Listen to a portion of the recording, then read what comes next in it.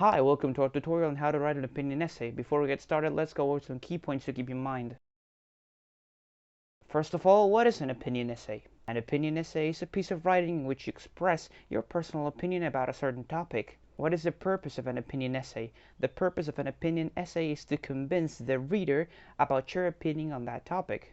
A strong opinion essay should be well organized and should include an introduction, body paragraph, and a conclusion. When writing an opinion essay, professional academic writers at SolidEssay recommend to follow a few steps.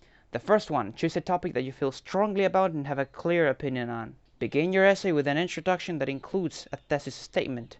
What is a thesis statement? A thesis statement is a sentence that clearly articulates your opinion on the topic. In the body paragraph of your essay, provide evidence and examples to support your opinion. Make sure to include counterarguments and address them in your essay. Conclude your essay by summarizing your main points and restating your thesis.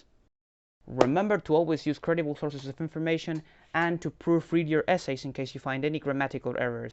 If you need help with writing an opinion essay, feel free to contact solidessay.com.